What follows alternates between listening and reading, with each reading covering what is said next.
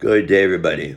This is Grumpy Old Man Tim coming back at you again with the next installment of tattooing or getting a tattoo done. All right, so now tattoo convention is over. You found somebody, and what are you going to do? You're going to contact that individual. And usually, what most tattoo studios do, and I don't know of anybody who doesn't do it, is they will take, and when you go to get your tattoo, you can pay on installments. So let's say you want to get a tattoo done, their bookings are for 6 months down the line. Okay, that gives you 6 months to pay for the tattoo.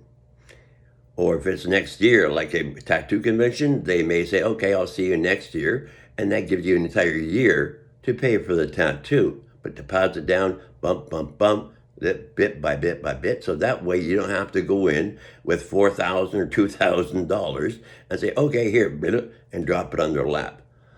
Because e-transfers are a lot easier than going there with bloody cash.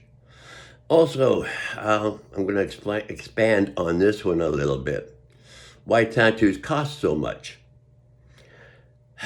Okay, tattoo artists have to go through a lot of training to become tattoo artists, good ones.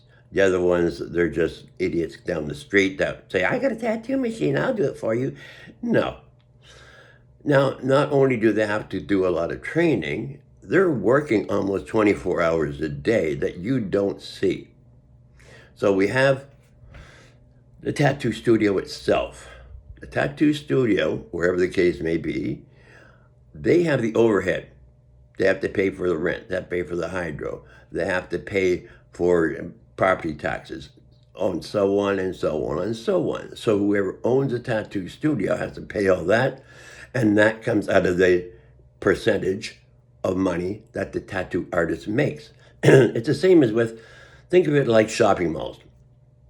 Shopping mall pays rent, but they also take a percentage from whatever profit they make.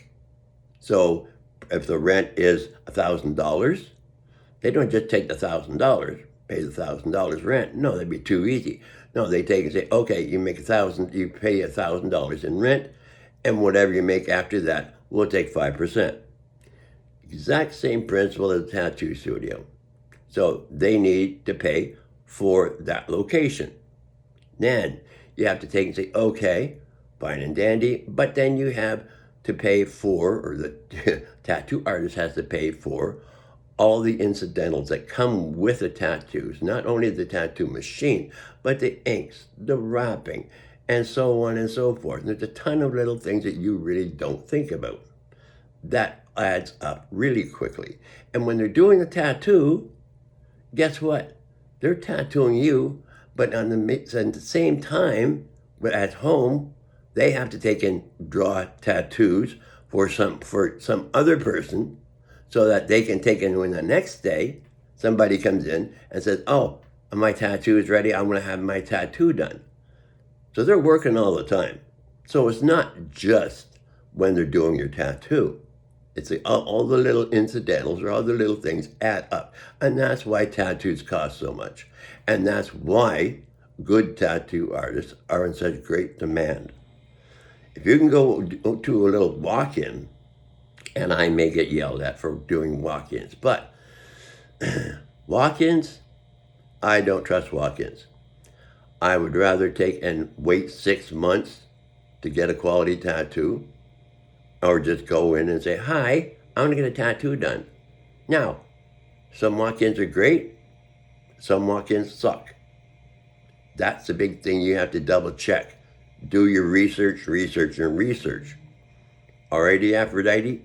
So, now we told you how the tattoos are done. Now we told you how much they are. And now we'll go to probably aftercare and pre-care to let you know what to do before and what to do after you get your tattoo done. All right, it's kind of a long one, so I'll shut up for now. Have a good day. Talk to you later. Bye-bye.